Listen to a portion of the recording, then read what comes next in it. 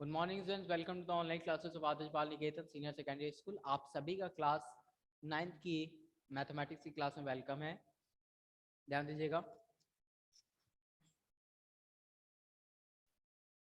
Last class में हम लोग फैक्टराइजेशन थ्योरम पढ़ रहे थे, रिमाइंडर थ्योरम हम लोग पढ़ चुके थे और एक्सरसाइज 2.3 मैंने लगा दी थी कल। ठीक है, आज हम लोग फैक्टराइजेशन थ्योरम, जो कि मैंने कल इंट्रोडक्शन दे दिया था, पेज नंबर फैक्टराइजेशन थ्योरम है 40। ठीक है ना, पेज नंबर 40 फैक्टराइजेशन थ्योरम। एक बार फिर बता रहा हूँ, देखिएगा।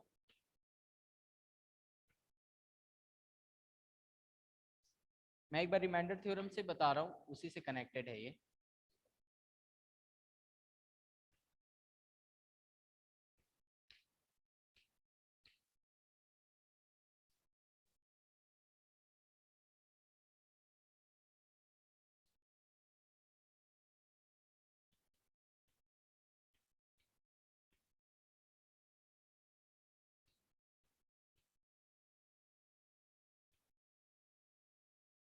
Reminder theorem, factorisation theorem. Remainder theorem में ये होता है, पॉलिनोमियल तो पता है ना अब क्या होता है? नहीं पता? पता है ना? ठीक है।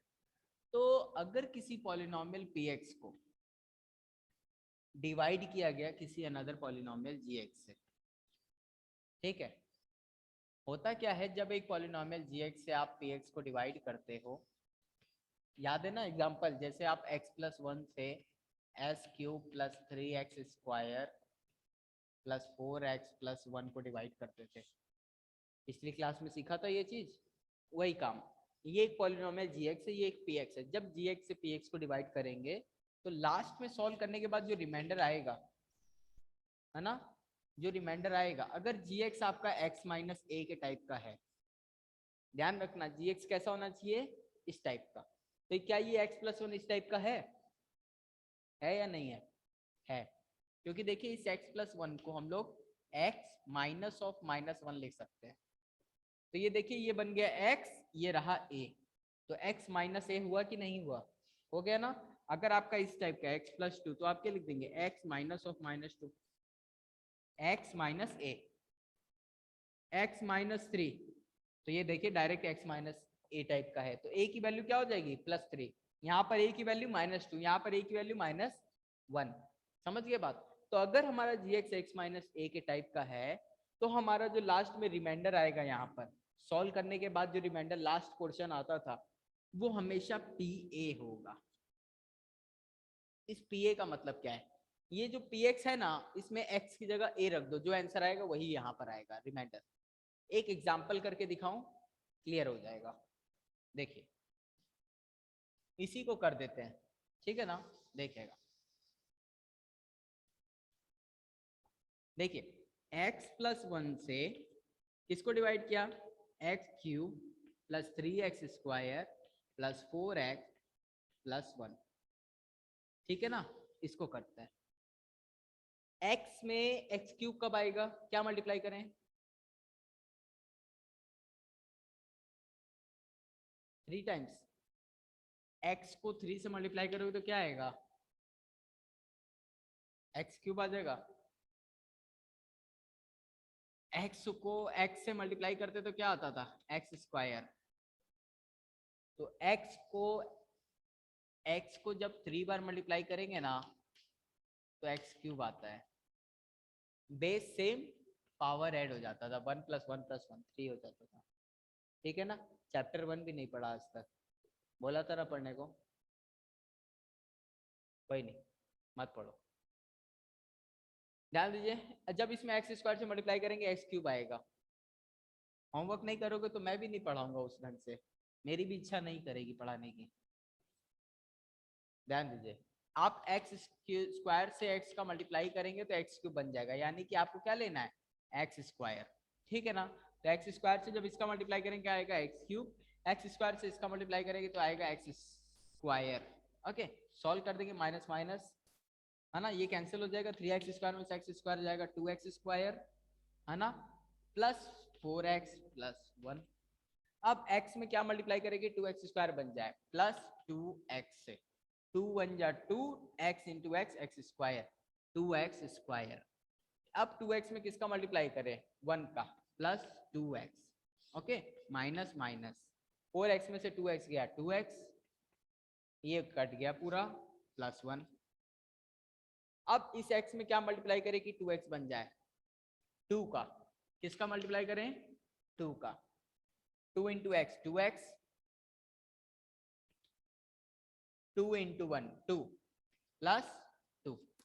सॉल्व करेंगे, मैं यहाँ पे लिख रहा हूँ आगे का, 2x में से 2x माइनस करते कैंसिल हो जाएगा और यहाँ माइनस होगा, प्लस 1 माइनस 2 माइनस 1, क्या है आंसर, माइनस 1। तो ये जो आया रिमाइंडर, रिमाइंडर Rx, ये -1 वही आंसर है। जब आप इसमें a की वैल्यू क्या है, x प्लस 1 में x माइनस a से कंपेयर करोगे तो a की वैल्यू क्या आएगी, -1, ठीक है ना। जब -1 आएगा, इस a की वैल्यू को उठा के इस px में रख दो। यहाँ पर px कौन है, ये जो है यही है px। इस x में अगर तुम -1 रख दोगे, ये जो -1, देखो ये जो a है यहाँ पर, इस a की वैल्यू उठा के इस x की जगह रखोगे तो जो आंसर आएगा वो वही है जो यहाँ आ रहा है। देख लो, चेक कर लो, -1 उठा के यहाँ रखो, रखो, -1 का क्यूब है ना, x का क्यूब है तो -1 का क्यूब, प्लस 3 टाइम्स ऑफ -1 का square, plus 4 times of -1 plus 1, okay. इसको सॉल्व कर देंगे, -1 का क्यूब क्या हो जाएगा, -1 प्लस -1 का square 3 plus -4 into -1 -4 plus 1। Solve करिए इसको, क्या आएगा, 3 प्लस 1 4 प्लस 4 -4 कैंसिल हो जाएगा, तो क्या बचा, -1। देखिए ये जो -1 आया वही है ना, यानी कि हमें क्या समझ में आया, जब हम किसी पॉलिनोमियल को x माइनस ए के टाइप वाले से डिवाइड करेंगे तो हमेशा जो रिमाइंडर आएगा वो pa होगा। pa यानी उस a की वैल्यू x पे रखने पे जो आएगा वही है रिमाइंडर, ठीक है ना। इसीलिए इसे बोलते हैं रिमाइंडर थ्योरम। ये किसके बारे में बात करता है, रिमाइंडर के बारे में। ये रहा रिमाइंडर, समझ गए बात। अब फैक्टराइजेशन थ्योरम क्या होता है, कोई चीज किसी को डिवाइड करती है और कोई चीज किसी की फैक्टर है, दोनों में अंतर समझिए।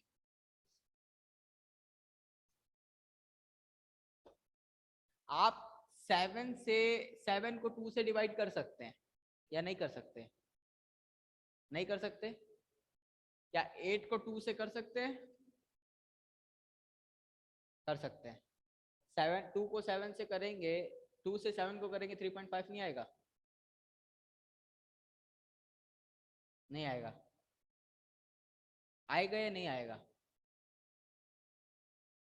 7 का हाफ 3.5, 7 का आधा 3.5,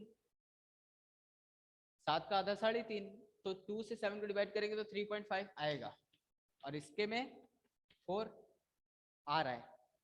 लेकिन यहाँ पर ये 2 इसका फैक्टर नहीं है, यहाँ पर ये इसका 2 फैक्टर है।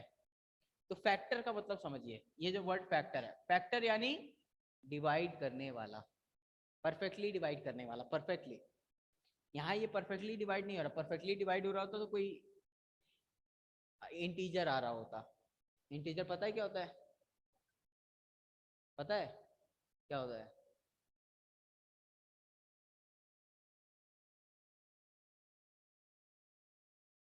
दक्ष पता है, ठीक है। तो 8 को जब 8 से जब 2 को डिवाइड करते हैं तो 4 आता है, लेकिन 2 से 7 को करेंगे 3.5।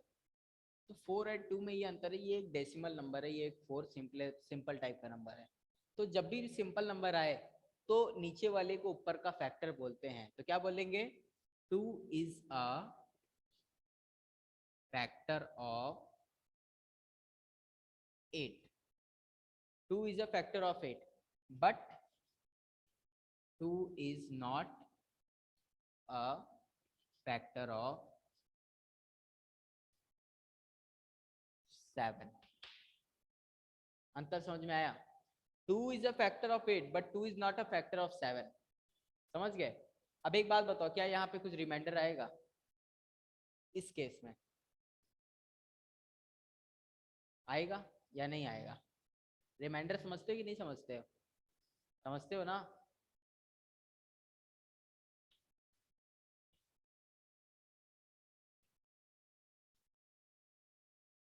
इसमें रिमाइंडर क्या है? 0। तो यहाँ पर रिमाइंडर क्या है? 0, कुछ नहीं। लेकिन यहाँ रिमाइंडर जब आप करेंगे, जब आप 2 से 7 को करेंगे, देखिए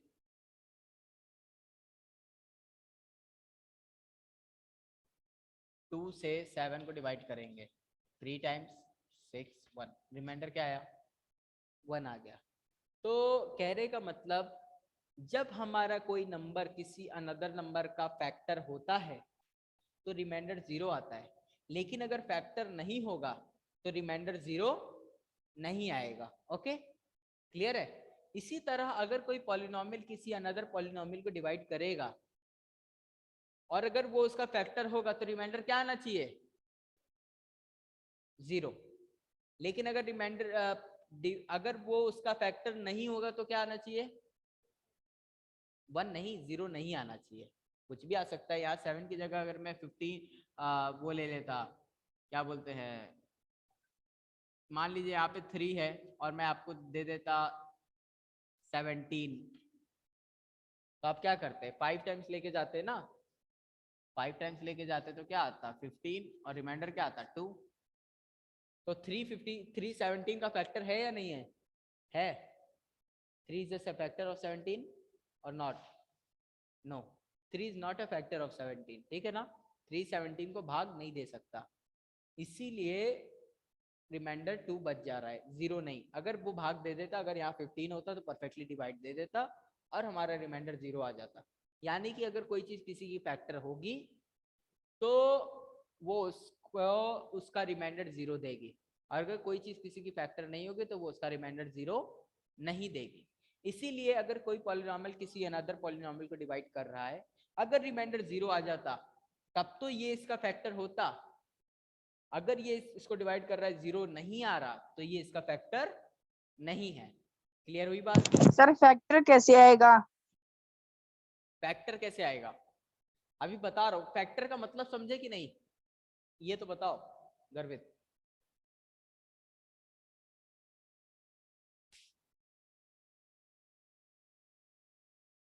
फैक्टर का मतलब समझे मनीष आप? Yes sir. फैक्टर का मतलब समझ गए ना? Yes sir. फैक्टर यानी कि डिवाइड करने पर रिमाइंडर 0 आना चाहिए, अगर फैक्टर नहीं होगा तो रिमाइंडर 0 नहीं आएगा। बस इतनी सी बात दिमाग में रखो। अब फैक्टर की बात क्लियर हो गई, तो फैक्टराइजेशन थ्योरम क्या है? जब आप किसी एक पॉलिनोमियल से अनदर पॉलिनोमियल को डिवाइड करो, है ना, जब आप किसी एक पॉलिनोमियल से अनदर पॉलिनोमियल को डिवाइड करो, तो अगर आपका जो पॉलिनोमियल रिमाइंडर जो है वो 0 आ रहा है, तब तो वो उसका फैक्टर होगा। और अगर रिमाइंडर 0 नहीं आ रहा है तो फैक्टर नहीं होगा। अब देखिए यहाँ पर -1 आया, क्या ये 0 है? नहीं। तो ये इसका फैक्टर होगा या नहीं होगा? नहीं होगा। लेकिन अगर यहाँ पर 0 आ जाता तो ये फैक्टर होता। एक एग्जाम्पल देखते हैं, अभी और क्लियर हो जाएगा।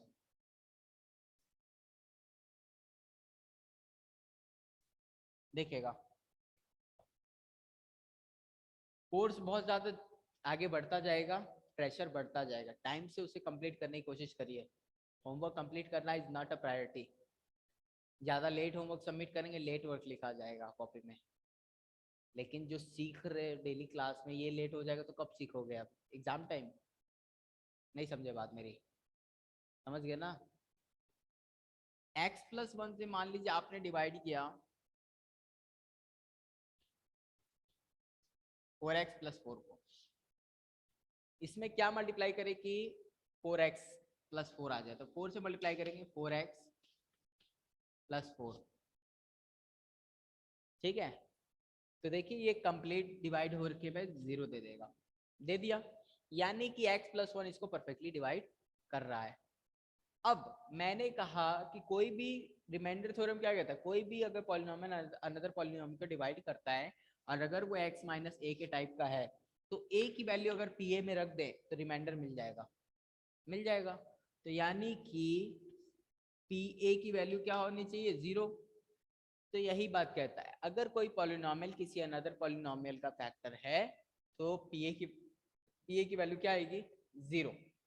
और अगर पी ए की वैल्यू 0 आ रही है तो वो पॉलिनोमियल अनदर पॉलिनोमियल का फैक्टर होगा। बस यही बात हमेशा दिमाग में रखनी है। फैक्टराइजेशन थ्योरम अपनी अपनी बुक पे एक बार पढ़ लीजिए आप लोग, मैंने जो बताई है तुरंत पढ़िए। तब से मैं एक एग्जांपल लिख रहा हूँ। और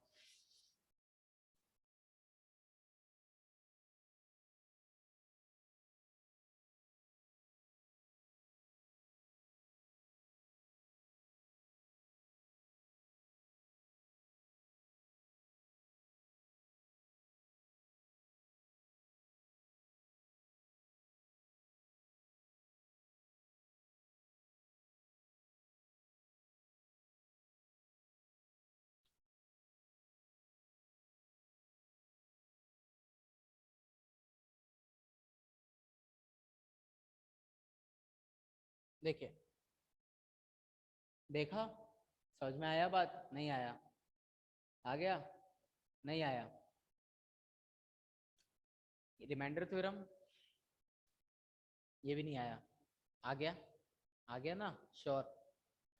रिमाइंडर थ्योरम एक बार शॉर्ट में बता रहा हूँ, अगर ये इसको डिवाइड करेगा तो रिमाइंडर पी ए आएगा।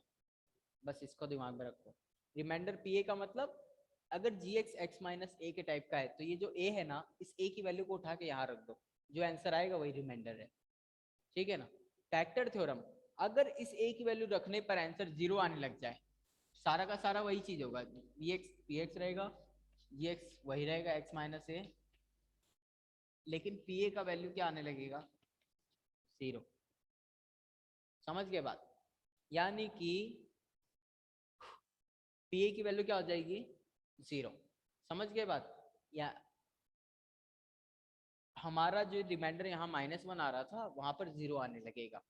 समझ गए, और अगर 0 आएगा तो हम बोलेंगे G X is factor of, G X is factor of what, P X. और अगर ये 0 नहीं आता तो हम बोलते हैं G X is not a factor of P X. समझ में आया, बहुत सिंपल सी चीजें, एक बार घर पे पढ़ना, नहीं है व्हाट्सएप पे नंबर है, कांटेक्ट करके पूछना जरूर, ठीक है ना। चलो यहाँ देखो, तो ये है फैक्टराइजेशन थ्योरम। अब एग्जांपल नंबर 12 देखिए आप लोग, एग्जांपल नंबर 12 अपनी अपनी कॉपीज में, अरे बुक में, example number 12।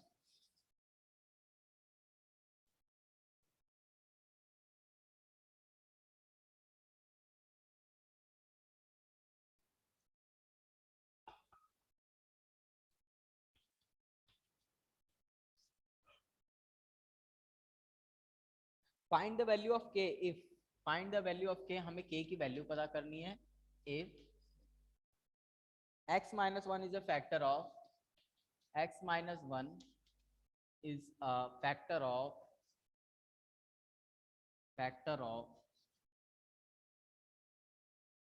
4x cube, 4x cube plus 3x square minus 4x plus k।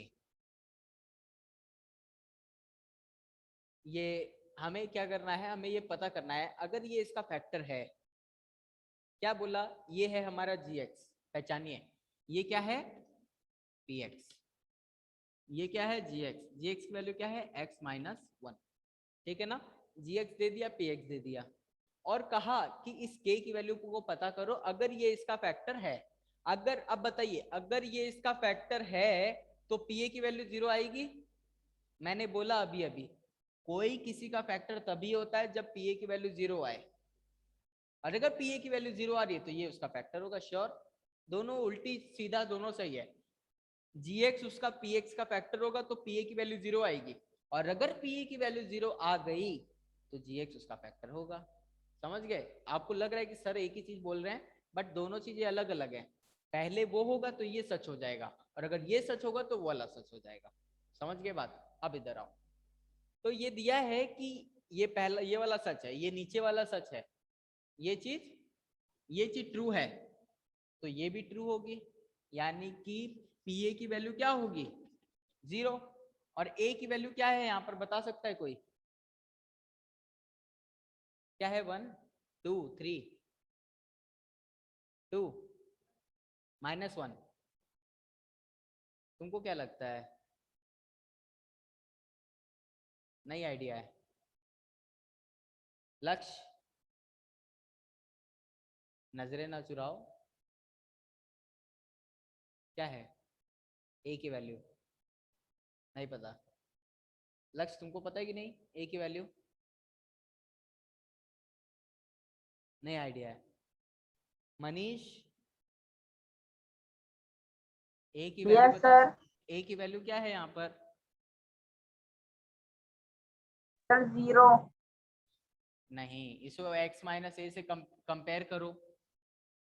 gx को क्या करते थे, x माइनस ए से कंपेयर करते थे ना, a की वैल्यू क्या हो जाएगी 1, x की जगह x, माइनस की जगह माइनस, तो a की जगह पे कौन 1, ठीक है ना?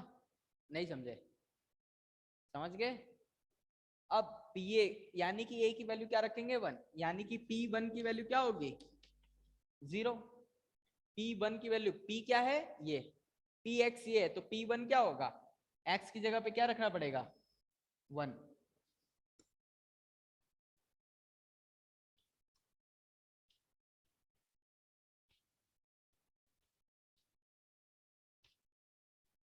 ये हो गया, p1 की वैल्यू 0 आ गई।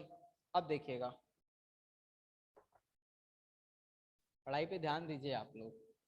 4 + 3 -4 + k = 0, -4 से +4 गया है ना, 3 + k = 0, k की वैल्यू क्या आई 0, 0 ना, k की वैल्यू आई -3।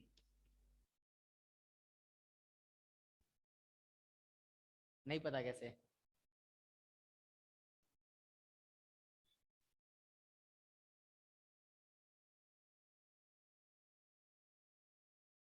इस 3 को उधर भेजे हैं।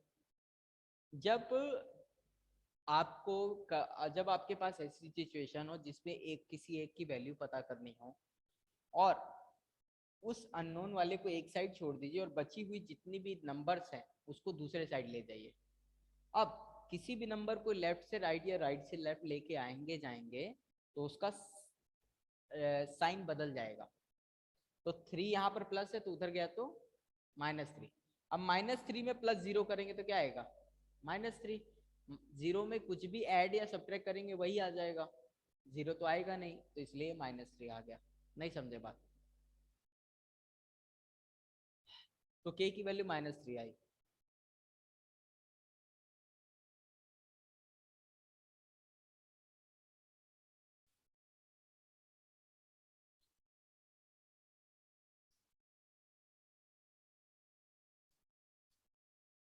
मनीष समझ में आया? Yes sir. चलिए,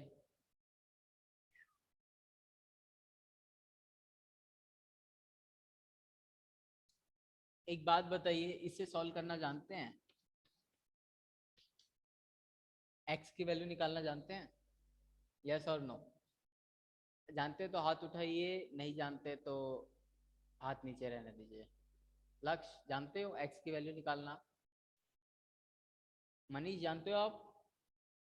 नो सर। तुम इतना भी नहीं डिसाइड कर पा रहे हो कि जानते हो या नहीं जानते हो? नहीं पता जानते भी हो कि नहीं? आप लोग नहीं जानते ना, कोई बात नहीं, मैं बता दूंगा। तो देखिए, भगवान ने जुबान दी है ताकि हम लोग अपने सही हक के लिए लड़ सकें। हमें कुछ नहीं आ रहा, कुछ नहीं जानते तो हम किसी से पूछ सकें, ठीक है ना? तो कोई ऐसी बात नहीं है, आप लोग कुछ नहीं आता कोई बात नहीं, सीखने की कोशिश करिए। होता क्या है, ये जो इक्वल का साइन है ना, इसका मतलब क्या होता है, बैलेंस। बैलेंस कहीं वर्ड सुना है, बैलेंस। बैलेंस मतलब वो जो तोला होता है ना, उसके दोनों तराजू होता है, दोनों साइड बैलेंस रहता है, ये इक्वल वही है। नीडल इसके बीच में रहेगी। अगर कुछ भी आड़ा टेढ़ा करेंगे तो बैलेंस बिगड़ जाएगा, तो ये इक्वल का साइन यहाँ से हट जाएगा। समझ गए ना बात। लेकिन अगर हम चाहते हैं इस इक्वल का साइन बैलेंस रहे, मान लीजिए आपने एक तुला लिया, उसकी नीडल बीच में है, आपने 1 किलो सेब यहाँ रखा, तो तुरंत नीडल इधर जाने लगेगी, तो इस साइड भी कुछ रखना पड़ेगा ना, उसका वजन कितना होगा, ताकि नीडल बीच में आ जाए वापस बराबर। 1 किलो ही, 1 किलो सेब इधर रखा तो 1 किलो सेब इधर भी रख दो, 1 किलो आम इधर रखा तो 1 किलो सेब इधर रख दो। सेब और आम अलग अलग चीजें, बट वजन तो सेम रहेगा, तो नीडल बीच में रहेगी। समझ गए इतनी बात। यानी कि हम जो अगर हम इस साइड कुछ ऐड करेंगे तो इधर भी ऐड करना पड़ेगा, इस साइड कुछ कम करेंगे तो इधर भी करना पड़ेगा, इस साइड कुछ मल्टीप्लाई करेंगे तो उधर भी करना पड़ेगा, इस साइड कुछ डिवाइड करेंगे तो उधर भी करना पड़ेगा। इतना क्लियर है, नहीं समझे बात, समझ गए ना, डाउट है। तो मान लीजिए 4x+3 में मैंने इस साइड 2 ऐड किया, तो इधर भी 2 ऐड करना पड़ेगा। 4x+3+2 करेंगे तो क्या आएगा 5, और 0+2 करेंगे तो क्या आएगा 2। ठीक है, ये तो आता है ना करने, 0 में 2 ऐड करेंगे 2 आएगा। किसी को नहीं आता तो बोलो। अब इससे ये सॉल्व तो हुआ नहीं, x की वैल्यू आ गई क्या, नहीं आई। तो हमें क्या ऐसे अंधा तुक्का तो काम करना नहीं, कुछ सोच समझ कर करना पड़ेगा। तो x की वैल्यू निकालने के लिए हमेशा इस बात को दिमाग में रखिए कि x को इधर छोड़ दीजिए, बाकी सबको उधर ले जाइए। ठीक है, तो पहले तो 3 को ले जाते हैं। ठीक है, 3 को ले जाते हैं, इधर +3 है ना, तो 3 को हटाने के लिए क्या करें यहां पर कि ये 3 हट जाए। यहां पर 3 आम रखे हैं, उस 3 आम को हटाना है, तो क्या करोगे, 3 आम निकालोगे।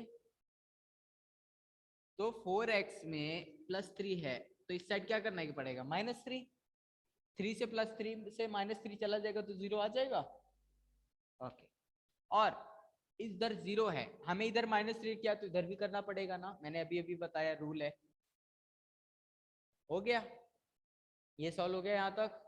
अब देखिए, तो +3 से -3 गया तो क्या आ गया 4x = -3।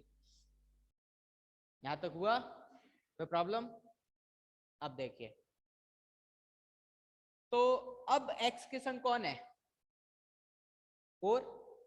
4 यहाँ पर जो है मल्टीप्लाई में है, ठीक है ना, 4 क्या है यहाँ पर मल्टीप्लाई में। 4x का मतलब क्या होता है 4 × x, तो 4 यहाँ पर मल्टीप्लाई में है, तो इस मल्टीप्लाई में है तो हमको उधर लेके जाना पड़ेगा 4 को।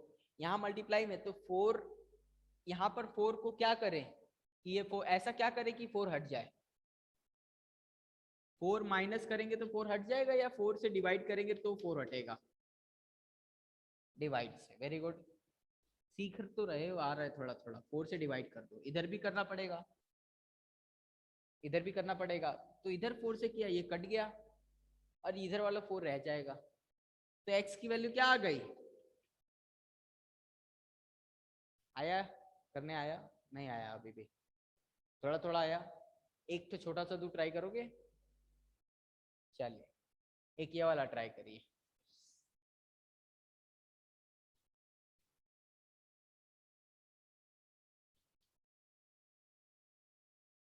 इसको ट्राई करिए, तुरंत ट्राई करिए सब लोग।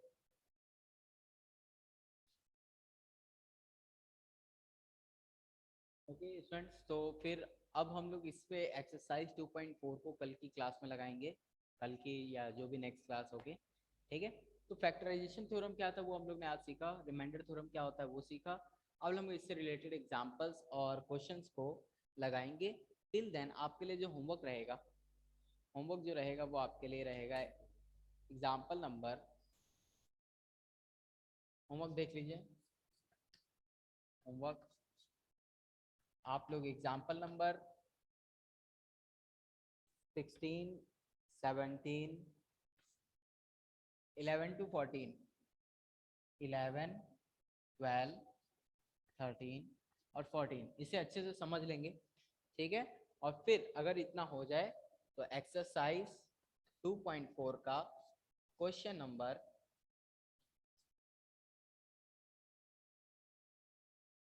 फर्स्ट में 4 पार्ट हैं, फर्स्ट, सेकंड एंड थर्ड, ये 3 आप लगाएंगे, फोर्थ वाला मैं बताऊंगा, ठीक है ना। ये आपके लिए होमवर्क रहेगा। तो आज की क्लास के लिए इतना ही। Thanks for the joining. कोई प्रॉब्लम हो तो पूछ लीजिएगा, ठीक है ना। थैंक्स।